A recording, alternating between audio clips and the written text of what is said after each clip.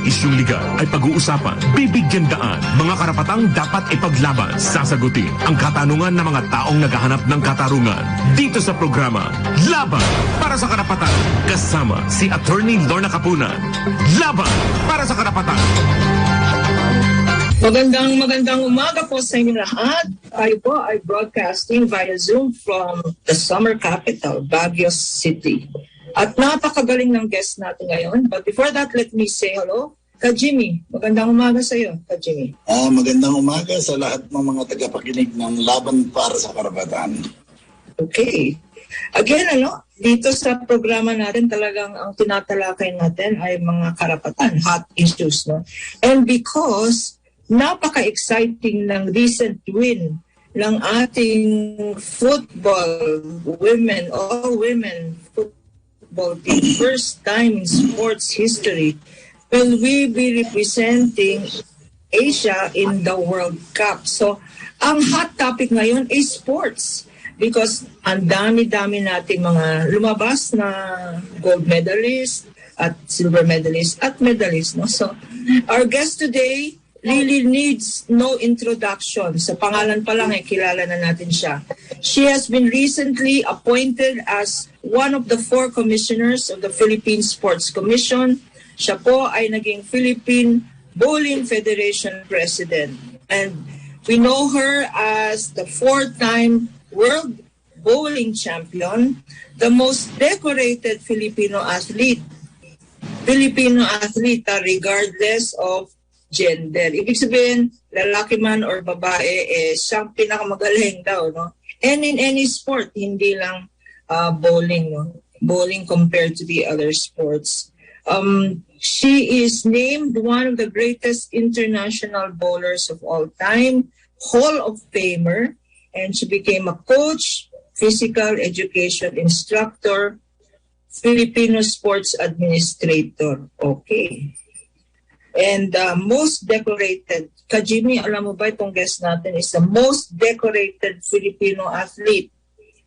She has 4 world championships, 14 Asian championships, 8 South Asian Games gold medals, at 5 Asian Games gold medals rin.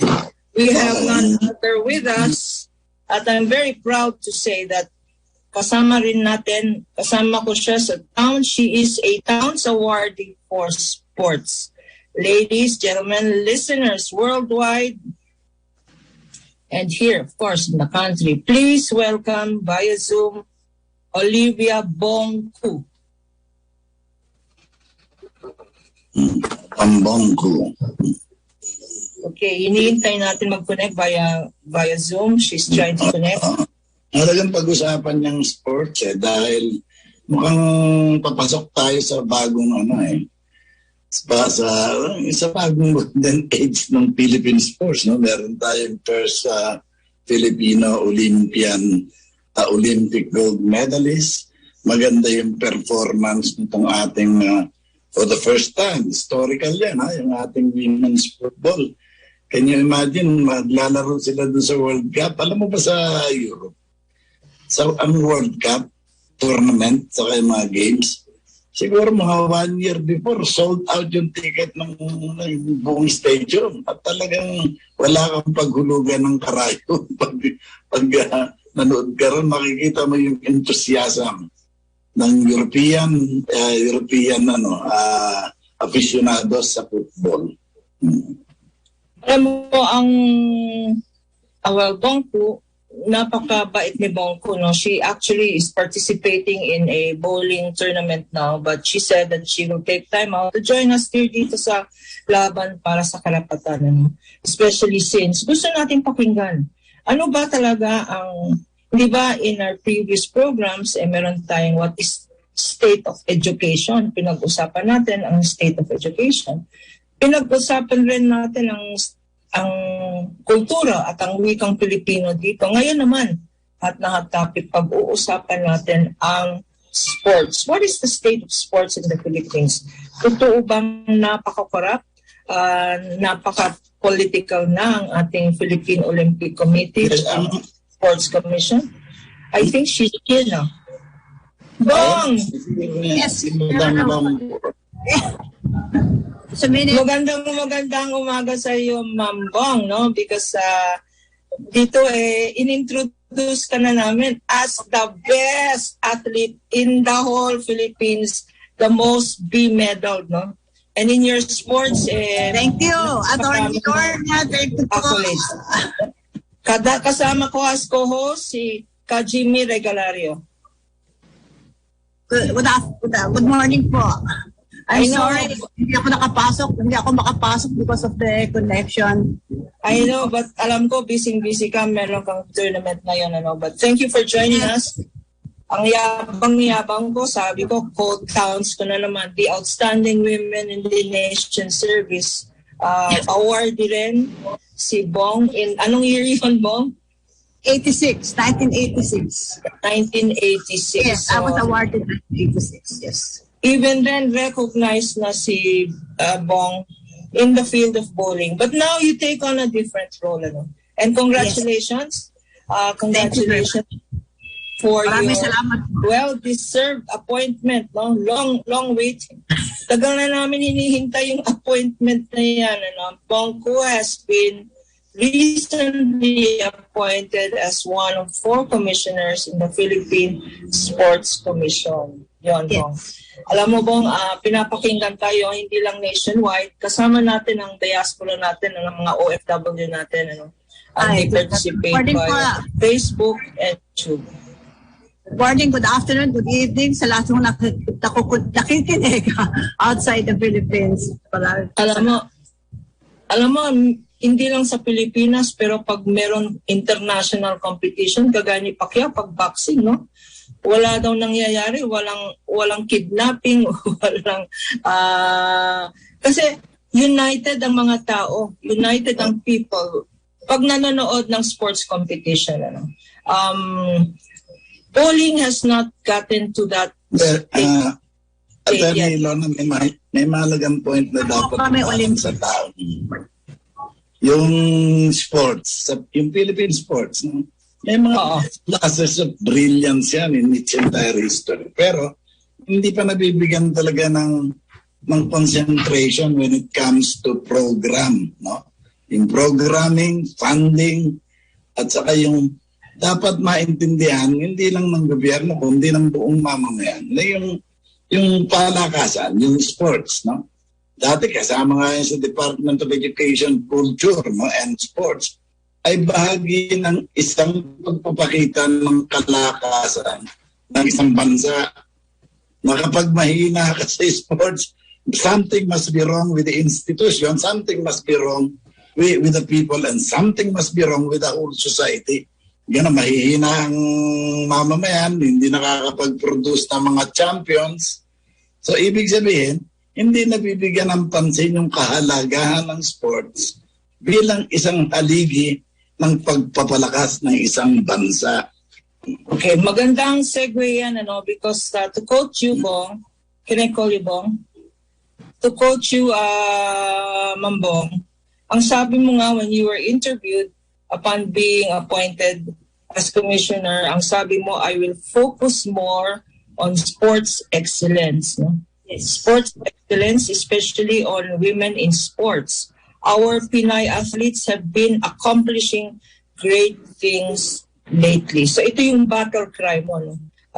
Excellence in sports. At segue tayo sa sinabi ni Jimmy, bakit sa galing ng Pinoy, hindi pa tayo nakaka-excel? Is it a problem of lack of government support? Is it a problem of politics, corruption, or talagang ang athletes natin napagod na lang kasi hindi na wala namang suporta. No? Unless merong mga billionaires dyan na philanthropic, ang alam ko, hirap na hirap ng mga athletes natin. So, how do you, I know you've done your advocacy in bowling, no? But now using your commissioner's hat, ano ang pwedeng gawin? I believe it's more of having inspirations. Ngayon, marami na tayong atletang kababaihan na nananalo. So, kailangan ko talaga meron kayong inspirasyon I think that is what I think that is needed. Para dumami po ang mga kababaihan or the young girls to be involved in sports. You have to have an idol. You have to have a hero. And just now, in the World Games, you got a gold medal through a female athlete. And also in weightlifting and I think that's judo, right? And in the Southeast Asian Games, there were more female athletes that won medals. So, nandiyan na po. Nagsisimula na. Well, it started during my time, tapos parang nagkawala, tapos bumabalik na po. So, I think all we need is to be able to inspire and have more programs wherein more young athletes would be involved. And the NSA would also, the different national sports association, the different sports involved, should also have that in mind, to have more female athletes. Huwag masyado mag-concentrate sa male athletes kasi ang kababaihan po ang nagbibigay ng medalya. So siguro they could have a 50-50, 50 female athletes and 50 male athletes to represent them in every event, and that would be a very good start. Alam mo, Bong, nung binabasa ko yung history mo, no, talagang matagal ka na. You never gave up. After you became a world-class iconic champion, legendary na, pinili mo rin na maging coach, maging trainer, no? Para itaguyod so that you continue your advocacy in sports. So, our sports here in the Philippines does not only include athletes, no? It also includes trainers and coaches, no?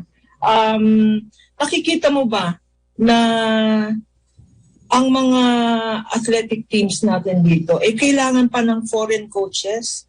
Kasi kagaya nitong kapapanalo na women's football team, ano?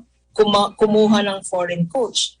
Yung mga basketball teams natin, kumukuha ng foreign coach. Yung mga magagaling, actually, mga dual citizens, no? Yung mga Filipino-Americans, Canadian-Americans, ang mga coaches nila, kanya sila nag-gold medal or bronze or basta medalist, nag-training sa abroad at ang coaches nila ay foreigners. Should that be the situation now or dapat natin i-reverse ba yan, Bong? Ikaw naging coach at trainer ka? Ang sa tingin ko, because of technology, sometimes we may not have training centers, and that is very important. I will just give an example about bowling because yun ang nasa field ko. First of all, we don't have a training center, okay? And we're now going to build a training center. And the equipment that are needed for world-class training center maybe is what is lacking. And I feel the foreign coaches are also needed because of their expertise. Ang kailangan din siguro para matulungan ang mga Filipino coaches is to send them on training. Hindi lang yung atleta, dapat pati yung coach makaroon ng training so that makaroon ng transfer of expertise, di ba? Kasi marami tayong matututunan sa mga foreign trainers. More certification program wherein they can be sent abroad if that is needed so that they can train with foreign coaches. Tapos sila na po ang pwede mag-take over. I feel that our local coaches should also be given a chance. Marami naman hong dedicated na the Filipino coaches that ang isa pa kong gusto kong isulong is more female coaches. Kasi I'm very happy that Commissioner Karam was able to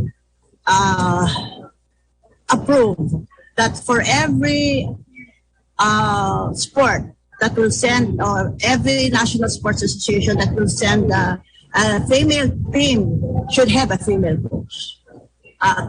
Bukod po kasi sa women in sports, I would like also to push on safe sport. Malaki din pong scope ang safe sport because it doesn't only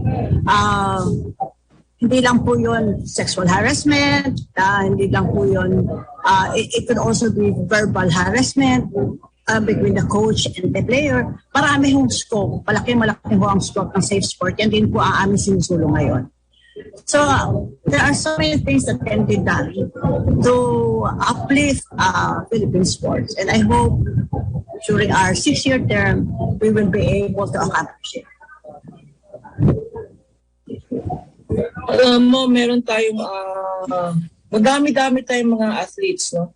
At one of our Facebook listeners or chatters said, itong si RG Shell, na-mention niya yung mga past achievers natin, kagaya ni Lydia De Vega. Sana po tulungan po ng government si Lydia De Vega po kasi nabigay po siya ng karangalan sa bansa po natin. So, parang yung pinag-usapan namin dito noon in one of our past programs, parang yung mga artists, no? Bakit kailangan posthumous pa yung National Artist Awards, no? Bakit pa ang recognition and posthumous? Lalo na sa sports field, no? Parang you reach your peak when you're young and healthy, no? Paano na yung mga athletes natin who gave fame to our country na nakalimutan na, no, through the passage of time? Meron ba tayong programang ganon to encourage yung sinasabi mo nga excellence in sports, no? Kasi iniisip nila, wala namang future. Pagtanda ko na, hindi na ako,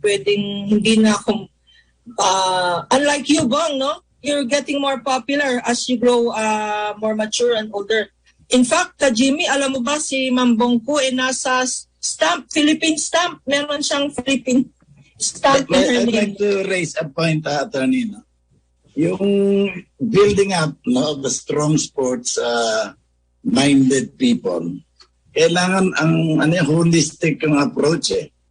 Kaya nung araw, nasa Department of Education, Culture and Sports. Kasi kailangan kasama yan dun sa pag-build up ng kultura ng mga people. Ang dami ng mga naging sikat eh. Ni Fonso ng track and field, Pacquiao ng boxing. Ang dami na, no? Mga yan eh. Sa ibang bansa, they treat yung kanilang mga champions sa sport as national hero.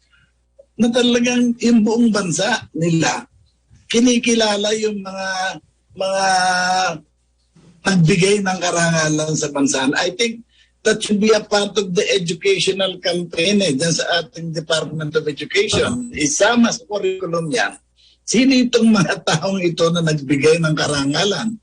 Bakit kailangan gayahin ang ating mga estudyante at ng buong lipunan? Kasi ganun sila kumir. Can you imagine, sa New Zealand, yung mga football player nila, dahil din yung national pastime nila, they treat them as national hero. Ang lalaki ng mga sweldo. But anyway, I think it should be a holistic approach. What do you say? Ang buong lipunan kasama sa pagde-develop. Actually, regarding the incentives, there is a Republic Act that we have to follow.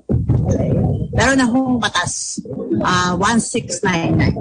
Nandun po lahat yung incentives, not only of the current achievers, but also of the past achievers. I am one of those that have been given the incentive. Meron hong retirement benefits, meron din pong marami pong benefits na nakukuha doon sa 1699. Parang senior, parang 20%, no? Parang senior citizen. Yes. Not only 20%.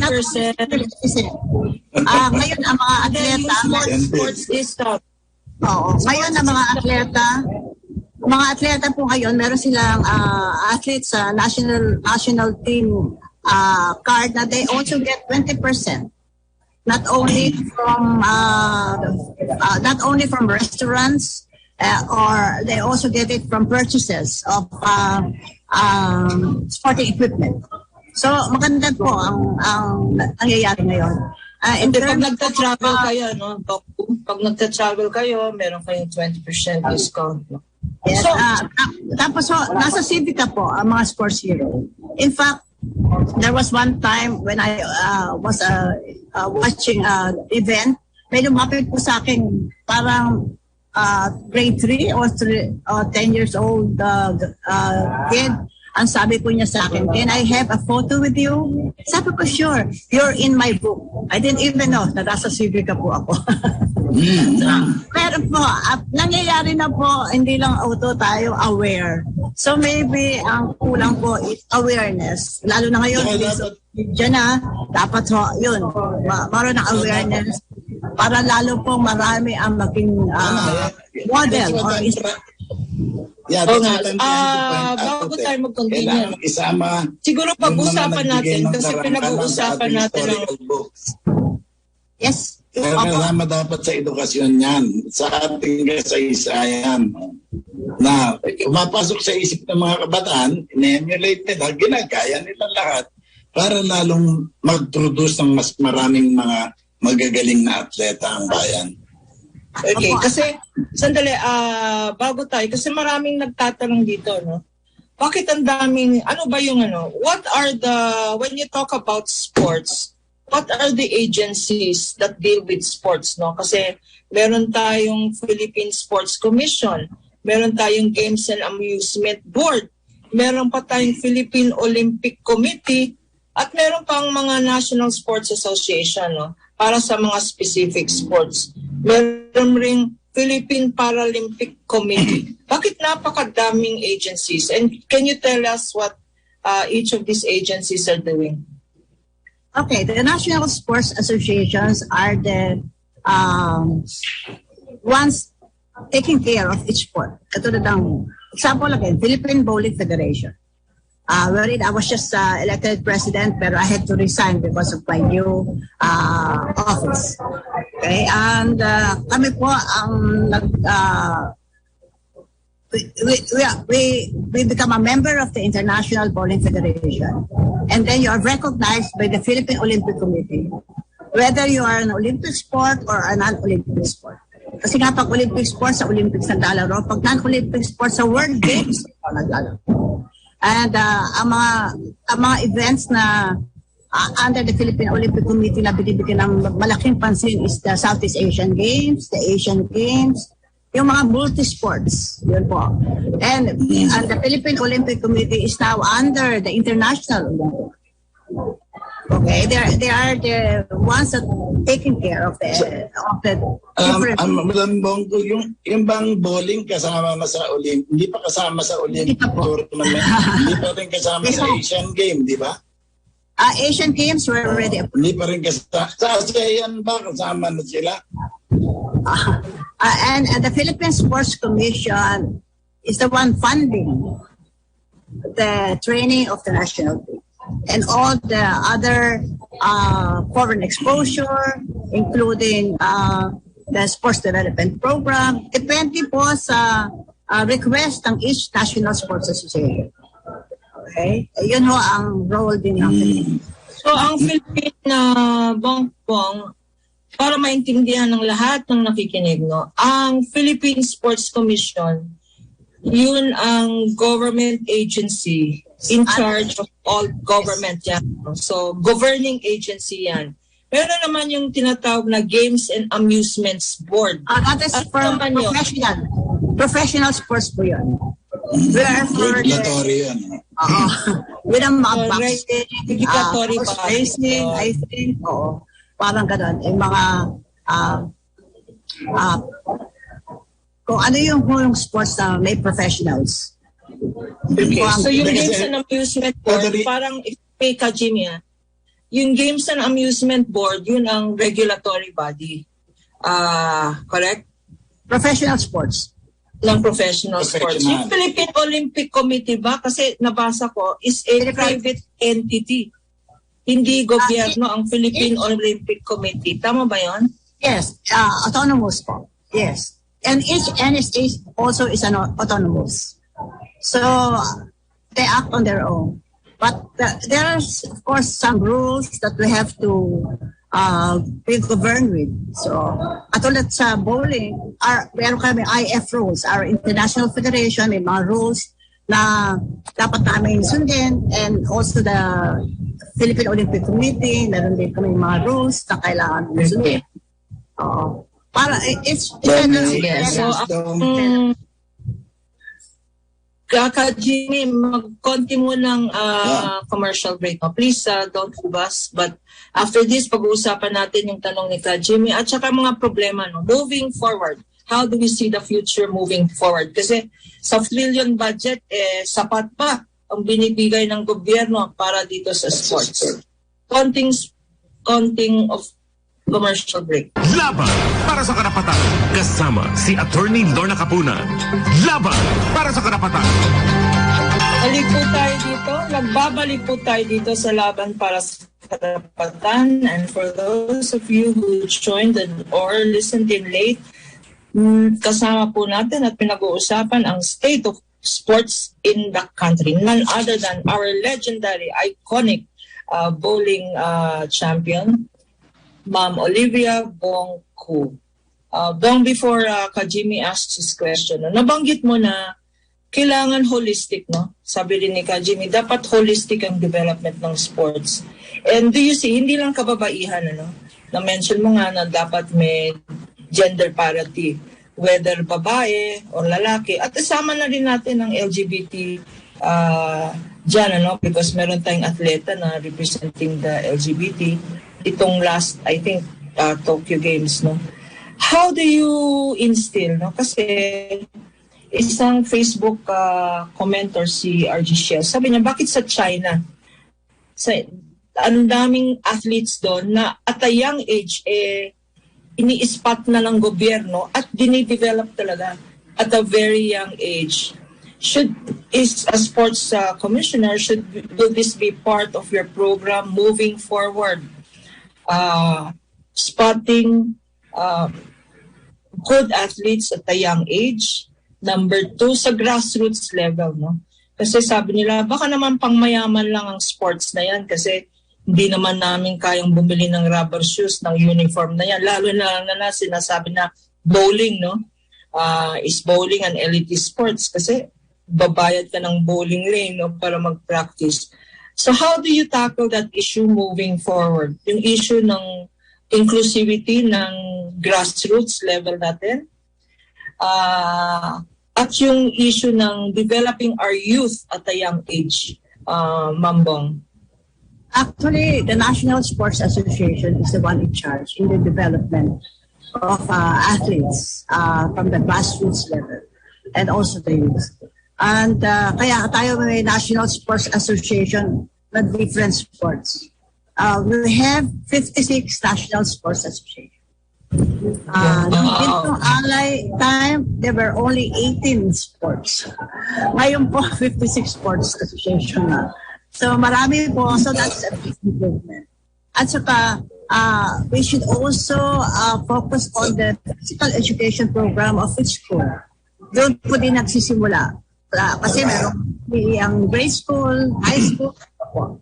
And sana po ang physical education sana ang maroon ng mas madaming oras. Kasi before, parang I remember when I was in high school, parang laging halos everyday meron kami PE. Tapos na-reduce ata. And I don't know, I'm not very familiar how often physical education ngayon. Pero sana mas padalas. Kasi doon din ang one way of developing athletes or magkaroon ng mga base for future athletes. Yun. And so ang Philippine Sports Commission also funds the different associations, national association, if they request for funding for grassroots. Pero siyempre, mas focus ng Philippine Sports Commission yung sports for excellence, yung mga nagbibigay ng medalya.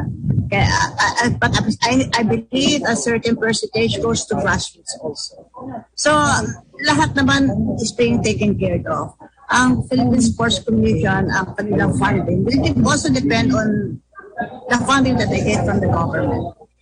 So, it is equally divided. Meron naman kaming sinusunod na libro kung saan a certain percentage goes to this event or this program. So, ang focus din naman ng Philippine Sports Commission is sports for excellence and sports for all. Hindi lang naman sa mga elite sports. So it's also sports. Yun po. Jimmy, May gusto lang akong banggitin sa ano. And I think on the basis of comparison, kasi yung bowling, naipakita na yan na nag-excel talaga tayo dyan. Kaya lang hindi naging national pastime dahil nga siguro mahal yung bowling alley. No? Hindi makapaglaro lahat na may gusto. Pero alam mo, dapat siguro basahin natin yung mga kasaysayan ng sports sa ibang bansa. Yung cricket, halimbawa, laro yan ng mga nobility. At napakataas ng level ng mga taong naglalaro niya na nag-umpisa dinala sa India. At ang India is an impoverished country. Pero sa India, number 1 din yung cricket. Ang ganito sa kabukiran nila, naglalaro ng cricket si mga tao. How did they do it? At yung kanilang enthusiasm, maski hindi kasama sa Olympics yan, hindi yan kasama sa iba pang sport event, maliban sa Commonwealth of Nations, minamahal ng tao. No? At gusto, the same with the New Zealand football. In New Zealand football, rugby yun eh. Sa Amerika, nilalaro nila yung rugby ng kompleto yung body, get up, yung gears nila, mamahal nun eh. Talagang banggaan ng katawan. Pero sa New Zealand, physical, yung katawan mismo, labi ng babangga nila. And it's very popular in New Zealand. At yung mga football player nila ng rugby, they treat them as national hero. Pag nakakita ng football player sa mall, naku, nagkakagulo yung tao. How can we do it in bowling here in the Philippines? Actually, we're also, I think ngayon, parang rin national hero, di ba? Kasi nalagay na nga ako sa stamp. Akala ko nga, ang sa stamp, parang lang sa Jose Rizal. Hindi lang yun. Yung enthusiasm ng mga tao. Naging national hero ko nga kasi nasa stamp. To love the people and to play the game.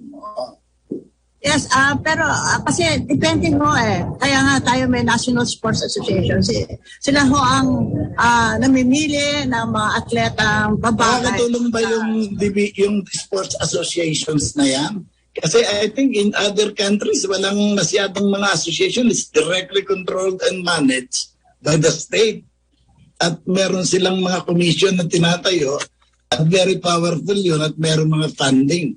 Yung sports association, private sector yan. Inaalaw pang mag-fundraising, di ba?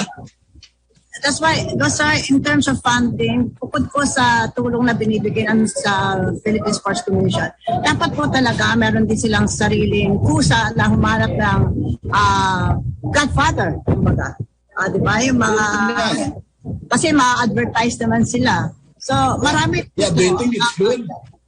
Because the PFC, let me just, the Philippine Sports Commission gives the allowances of the 1,200 athletes under their care. Kasi 1,200 athletes ho ang nasa payroll ng Philippine Sports Commission. At lahat ho yan ay binibigyan ng allowance. Plus, lahat ho ng coaches is also given their own allowances and salaries. So marami din po expenses ang Philippine Sports Commission. At inaasikaso naman namin lahat ang mga coaches, athletes, and different national associations request for budget. Basta ho, ini-screen lang kung plus also the events that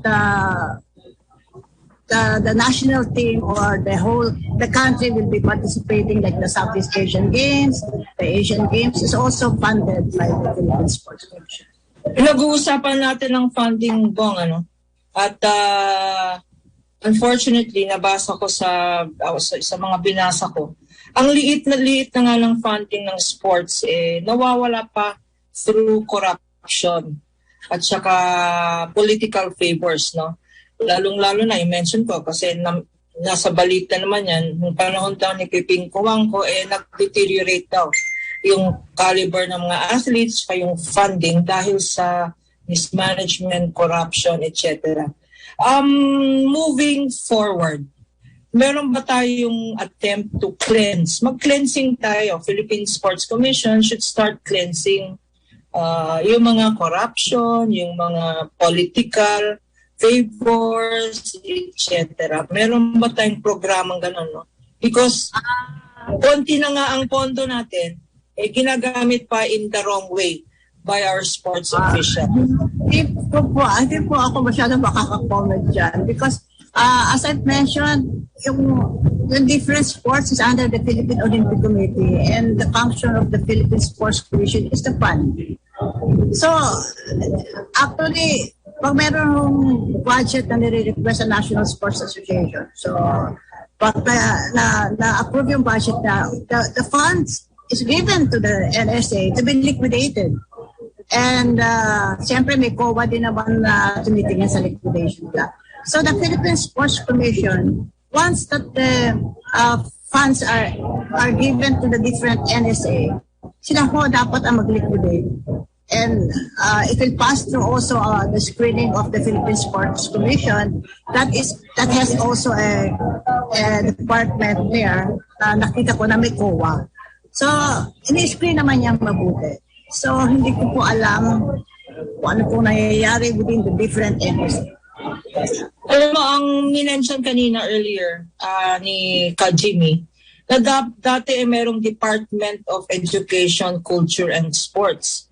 Tinanggal yung culture at tinanggal yung sports sa DepEd. Ang advocacy ba natin dapat kasi nung in-interview namin yung mga involved in culture, aspiration nila na sana magkaroon ng Department of Culture. Yan ba ay ang aspirational, no? Yan ba ang aspiration natin ng commission na sana maging department na rin? May Department of Sports, no? Kasi tinan natin, yung labor, napakadami nating OFW. So, ginawang separate yung Department for Overseas Filipino Workers. Yun. Is that part of your dream in the next 6 years to advocate for a separate Department of Culture?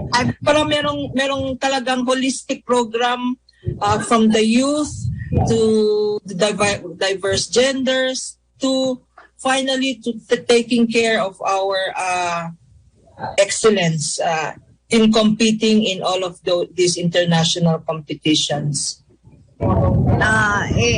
Kung po sa becoming a department, I believe it's Malacanang sila po ang akalam yan. And basta ho ang nasa amin is that the Philippine Sports Commission is guided by taking care of the different national sports associations concerned for sports for excellence. Actually, ang pakay po ng Philippine Sports Commission is yung makapagbigay ng medalya para to make the country proud. No? Para ho bigay to give honor for the country through that is the main concern, and also of course sports development. I get your point. Sports for excellence. Sabi ko.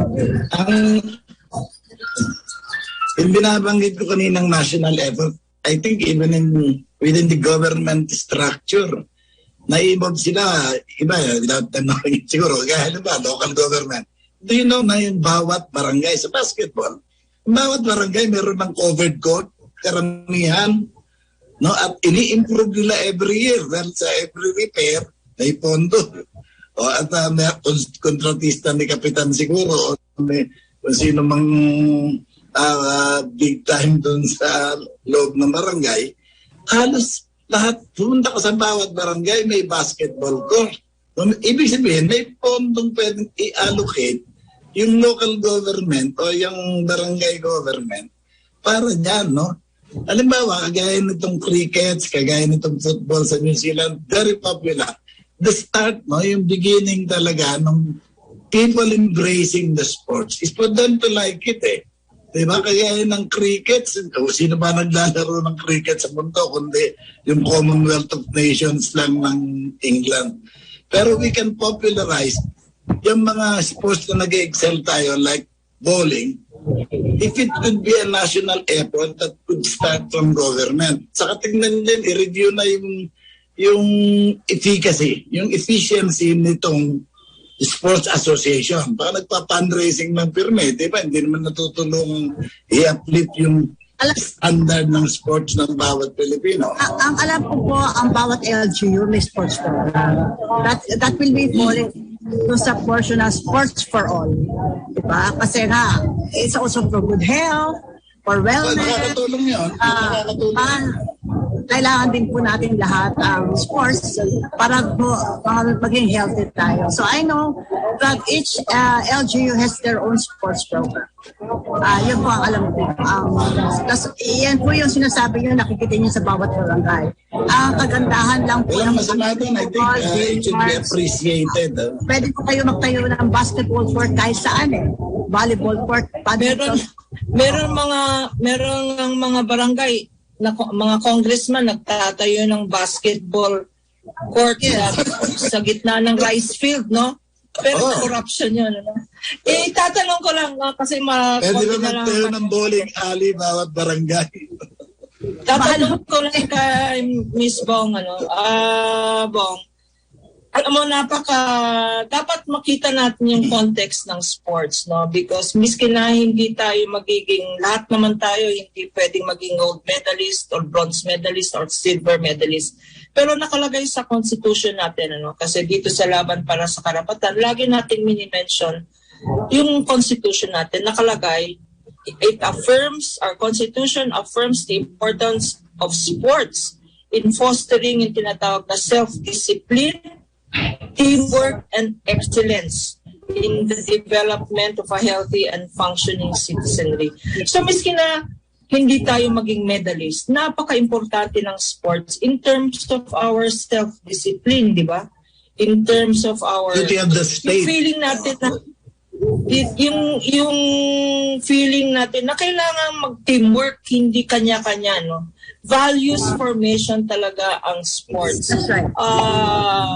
Will you emphasize this in your sports program moving forward, Ma'am Bong? Yes. Ang maganda po sa sport, katulad din it builds character. Because kasi pag na-involve kayo sa any competition, you have to follow rules, which is very important, di ba? Pag hindi kayo nagpa-follow ng rule, doon nagkakagulo eh. There's always something you have to follow. And if you're an athlete, you get to be used to doing that. Katulad ako po, pag sa tournament, hindi ako pwede malate. So, dapat sa lahat ko ng bagay, ganun din na nagiging nangyayari sa akin.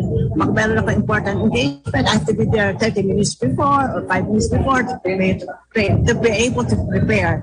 Ganun din kasi ang nade-develop sa iyo pag ikaw ay isang atleta. Whether you're a national athlete or college athlete, kasi ngayon, di ba, bawat schools naman may mga college sports, di ba? And doon din ang magandang competition. So, at saka yung pag sa competition po, nabibuild talaga pati yung strength and character, mindset, you become healthy, at saka you become an inspiration to all. Yun ho, importante, maging inspirasyon sa bawat Pilipino para maging excellent sila, para maging maayos ang kanilang buhay. Ang maganda po sa program ng PSC is tumutulong din po sila sa retired athletes, mga roon ng life after retirement. Meron din silang mga seminar for entrepreneurship. Para kasi pag katulad I always make myself an example. I sacrificed a lot. In fact, I had to be in a tournament every month. So marami hong nawala sa akin opportunities. Pero nga after my retirement, I got also involved in some businesses and that sports related. So ngayon, ang tinuturo sa mga Philippine Sports Commission is life after retirement. Diba? To be able to build. Para kasi hindi ka makakapagtrabaho eh. Pag gusto mo magmedalya, kailangan full-time athlete ka. Ang training mo, 6 hours a day para ka rin pumapasok sa opisina. So otherwise, hindi ka naman pwede pumasok sa opisina tapos magti-training ka, pagod na pagod ka na noon. So, you cannot be excellent in all. So, to that point, buti na mention mo yan kasi yung life ng isang athlete, akala natin all glory and fame. Napakahirap pala niyan, ano? Yung training and all that. How do you handle? Hindi lang kailangan physical health, no? How do you handle the mental health and the emotional strain, no? Because marami ng mga athletes dyan at naririnig natin, ano, napakagaling. Para yung pala, kumukuha ng mga drugs, no? Para to maintain their energy or to be faster, to be stronger, and all that. How are we addressing that issue of mental and psychological health? The Philippine Sports Commission has its own medical team. Meron po ata silang apat na psychologists which anybody can approach. It can be a one-on-one, it could be a team para magkaroon ng mental conditioning, okay? Kasi kailangan din ang mental toughness in sports. Meron din kaming gym, very individual physical fitness. Meron din mga physical fitness trainer. Meron din doctors and nurses. So, kompleto naman assistance sa mga athletes under the Philippine Sports Commission. That is 1,200 athletes. Pati housing, meron din naman sila. I think they have some in Ultra. They have also some housing in Rizal Memorial. Ang pagandahan the PSC is already building a bigger training center in Bataan. So it will be world class in all the equipment. The latest equipment will be installed. Maganda ho ang nangyayari ngayon. Ang kabutihan lang po is it may have hindi naman natin pwedeng sabihin it's late. Hindi ho late kasi marami pang kabataan na pwedeng maging magaling na atleta. Ang makagandahan po, it started.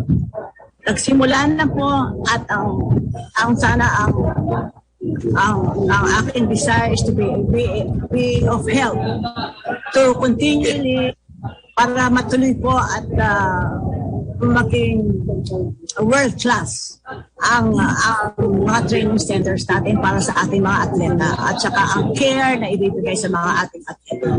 Okay. Kulang talaga tayo sa oras.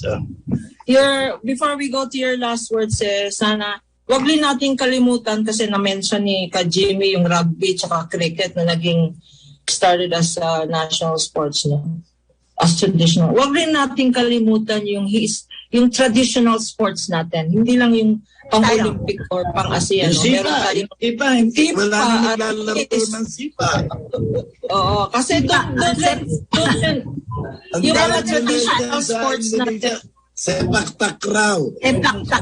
Sikat sa Malaysia at saka sa Indonesia, sa Pilipinas na makina. Arnis is under Senate President. Arnis, no? Yeah. Hindi, kaya yun ang kahalagahan ng attorney, yung kahalagahan ng inclusion ng sport sa edukasyon, yung culture, para hindi nakakalimutan yung mahalagang bagay. Kaya, so last words, Ma'am Bong? I would just like to thank you for inviting me. I would like also to thank the Filipino people. Ngayon po, kailangan natin ng prayers for, of course, Lydia De Vega kasi alam natin she's in the ICU at kailangan po natin ng tulong niya at saka ang dasal sana po na gumaling siya o kung siya mahirapan o I just hope she gets well. I'm really very saddened to hear about it because pagkasama kami ni Lydia since the 80s. My heart breaks knowing that she's only 57 years old and she's already going through this illness. Anyway, nagpapasalamat din ako sa mga nakikinig ngayon. Sana po dumami ang ma-involve sa sport. Kasi dito po yung matutulungan ang ating bansa. At saka matutulungan din nyo ang marami to be an inspiration to a lot of Filipinos. And my office will always be open to any athlete. Okay. There will be I think I will be given a certain number of sports that will be under my jurisdiction. Kasi sa 56 sports, hindi naman kaya. Kaya hati-hati ata yung ibang commissioners. And also with the chairman. Hindi pa ho ako makaka-assume ng office. I think on Monday, I may be starting because the other commissioners and the chairman has not been appointed yet. And I will know from there how my program will be. So until now, hindi pa rin po masyadong clear how I will prepare my program. Ang hinihingi ko lang po ang tulong ninyo, ang suporta ninyo at ang dasal. Sana po magampanan po ang aking position to give glory to God, to make the country proud, and with excellence. Thank you very much. Maraming salamat, Bong, for being with us. Kajimi, may dadagdag ka pa? Hindi, ang sport, mahalaga yan sa buhay ng tao. Isama dapat sa curriculum, isama sa kasaysayan. Pangatlo, gamitin instrumento sa pag-solve ng problema. Yung problema sa droga, yan ang number one dapat na ginagamit na instrumento para ma-solve yan. Thank you. Okay. On that note, ito po si Attorney Lorna Kapunan. Dito po tayo sa Laban para sa Karapatan. Sabi nga ng ating iconic legend dito, si Mang Bongko, pagdasal natin lahat. Pagdasal natin lahat ng mga atleta natin. Pagdasal natin ang bayan natin. At ang mga athletes, let us recognize their contribution to the fame. Special prayer for Lydia de Vega. And a special prayer for Lydia de Vega and all athletes similarly situated. Susunod na po si Ma'am Celia Ortega Bueno at Raul Esperas. Greetings from Baguio City. Bye-bye, Bong, and good luck with your tournaments. Sumakin niyo ang programang Laban para sa Karapatan hanggang sa Sabado, alas 11 hanggang alas 12 na tanghali, kasama si Attorney Lorna Kapunan. Laban para sa Karapatan sa DWIZ.